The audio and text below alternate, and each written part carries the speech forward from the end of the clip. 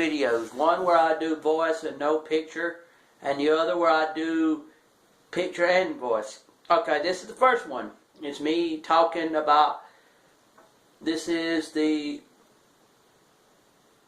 Isaac, I'm going to actually do 3 videos.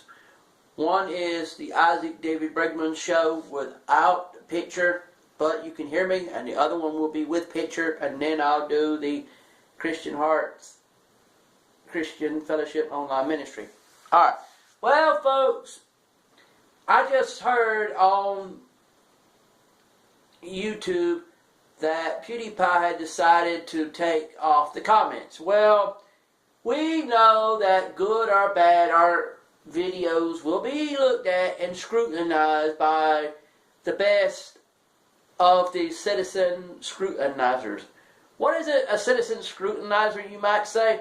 A man or a woman who decides that they will scrutinize what we do on their talk good or bad about it and make fun of it.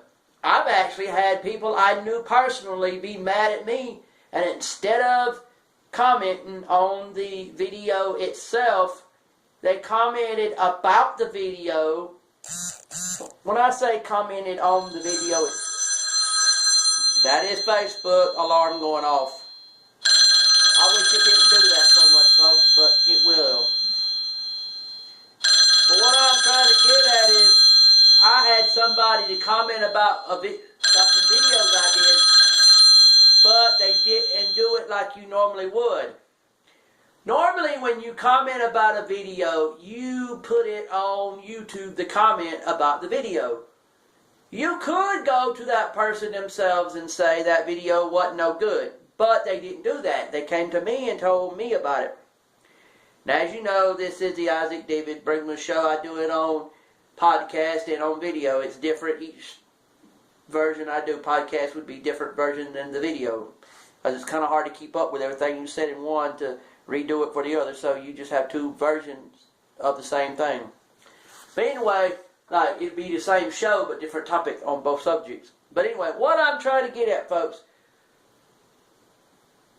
I was doing my preaching, and I got a bad comment from a friend, supposed to be a friend of mine, but they didn't give it to me like a normal comment. They actually found me on Facebook and told me about it. And they were someone I've had an off and on friendship with. I mean, you know, it was a person.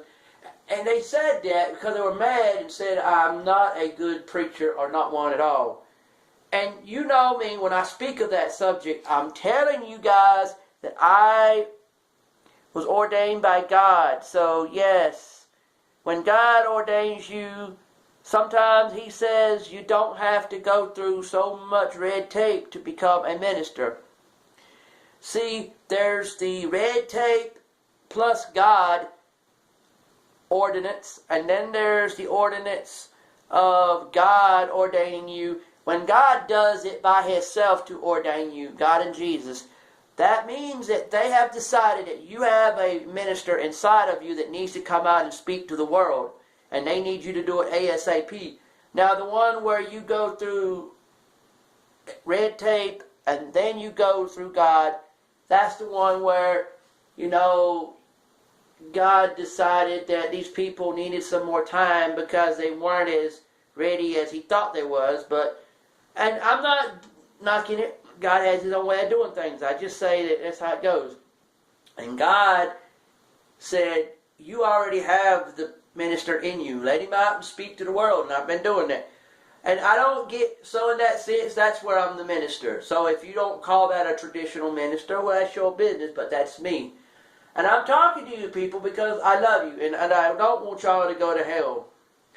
And I see where people take it to heart. They'll say, you didn't say it right, or you didn't do it right.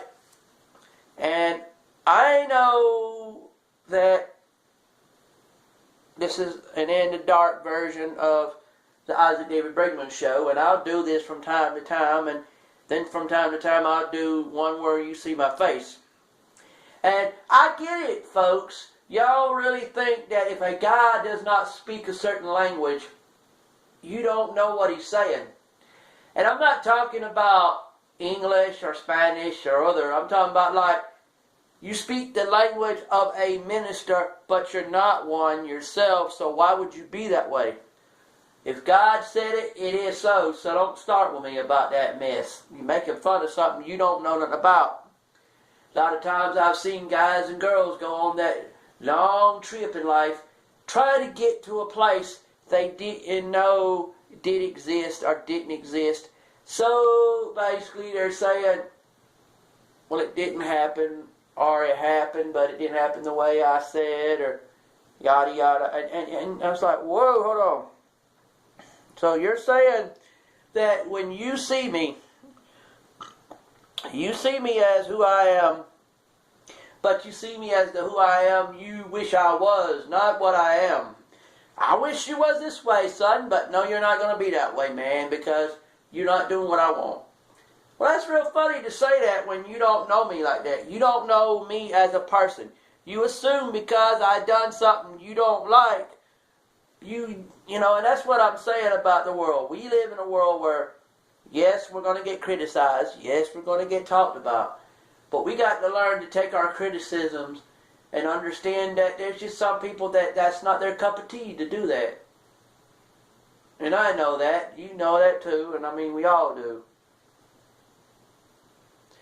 But what bumps me in the head with this whole ordeal is that we have lived over and over and over in a world where we know that there are people that just don't get it when we say, we need help. We need help. And they'll say, oh, well, if you need this help so bad, well, here's what you do. They didn't say where they could help. And I don't mind you telling me to go to somebody else if I needed help from you and you couldn't help me.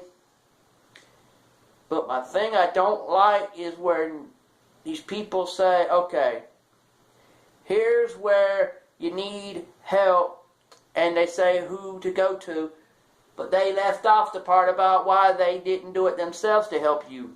If they couldn't help, they should have just said so. That's the whole point I'm getting at. Not say, okay, go off to someone else. It makes it look like you didn't want to in the first place. I sat there, and then there's one where people decide that you don't say what they want to hear, so you're no good. You're a piece of trash. You're a piece of whatever, piece of work. And I'm like, wow, man, you didn't even bother to check me out to see what kind of guy I really was. You assume because I didn't speak your language, I'm wrong in the head. I didn't speak your language. I'm como esta, the stupid braino or whatever. Wake up, folks. I've lived for 34 years, almost 35. Think I ought to know a thing or two about life. If I'm not Johnny on the spot with you people, or I'm not perfect with you people, so what? No one is. No one's perfect. I've never seen a perfect man in my entire life. God's definition of perfect is a tarnished angel, a tarnished Christian.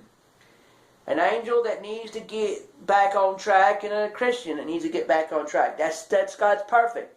If we can't see that, I don't get it. And I'll tell you something. What is wrong with people having to admit when they screwed up on something? Oh, you go and screw up on something, but then yet you're not going to be willing to say, I'm sorry, I screwed up like I did. Oh, no, you can't say you're sorry you screwed up because you have to admit that you've done something wrong. And you don't want to admit you've done wrong. That would have to imply that, you know, I'm wrong at times, I'm right at times. You're wrong at times, you're right at times. That's what it boils down to, and you can't say that because that would look wrong. Why in the world don't you just say you screwed up somewhere so you can get over with? Why can't I say that? Because I have said it before and you didn't listen to me. You said I never tell you that I've done wrong, and I did say it. Well, I'm going to have to tell y'all something.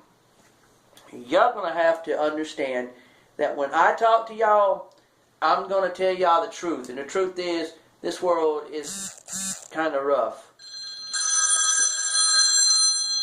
I'll let y'all go for now. And I'll do my other videos I promised y'all.